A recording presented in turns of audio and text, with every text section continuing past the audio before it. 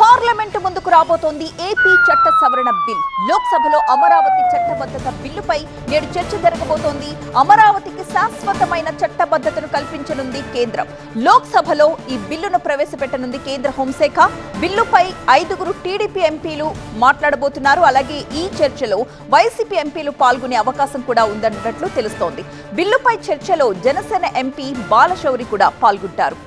Parliament టేబుళ్ల మీదకు AP రాజధాని bill రాబోతోంది. 5 టీడీపీ ఎంపీలు లోక్సభలో మాట్లాడనున్నారు. బిగ్ డెసిషన్ వేళ టీడీపీ జోరు మీద కనిపిస్తోంది. వైసీపీ మాత్రం ఇరకాటంలో పడ్డట్టే. వైసీపీ సభ్యులు చర్చలో పాల్గొన్న ఓటింగ్ సమయంలో ఏం చేస్తారనేదే ఇప్పుడు ఇంట్రెస్టింగ్ గా మారింది.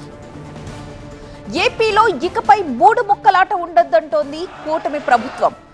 రాజధాని అమరావతిని ఎవరు ఇంచు కూడా కదల్చలేరు అన్న ధీమా వ్యక్తం చేస్తోంది. ప్రజల అభీష్టం మేరకే అమరావతి అభివృద్ధి జరుగుతోందంటోంది కూటమి.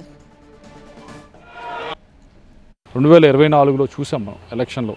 కేవలం ఏదో ఆ ప్రాంత ప్రజలే కాదు, అనంతపూర్ నుంచి శ్రీకాకుళం దాకా అందరూ కూడా కూటమి ప్రభుత్వానికి ఆ రోజు బలపరిచారు. ఏమంటే అమరావతి రాజధానిగా ఉండాలి అని చెప్పి బలపరిచారు, ఓటు వేశారు కూడా. ఓటు వేసిన దానికి, అమరావతి ప్రజలు చేసిన ఉద్యమానికి, ఏదైతే పార్లమెంట్లో రాబోతా ఉందో అమరావతి రాజధానిగా ఉండాలని చెప్పి వారికి ఇది ఒక బహుమతి లాంటిదని చెప్పి, అలాగే ఆంధ్రప్రదేశ్కి కూడా అభివృద్ధి పదంలో ముందుకు వెళ్ళటానికి, ఆ ప్రాంతం కూడా అభివృద్ధి చెందటానికి, ఒక దేశంలోనే 30-40 సంవత్సరాల నుంచి ఎక్కడా కూడా ఒక గ్రీన్ఫీల్డ్ సిటీ అని కట్టలేదు. అటువంటిది మొట్టమొదటిగా ప్రయత్నిస్తూ ఉంది ఆంధ్రప్రదేశ్. అది కూడా ముందుకి వెళ్ళటానికి, త్వరగా పూర్తవడానికి పార్లమెంట్లో రాబోయే ఏదైతే అమెండ్మెంట్ బిల్ ఉందో చాలా సహకారం అందిస్తుందని చెప్పి నేను భావిస్తాను.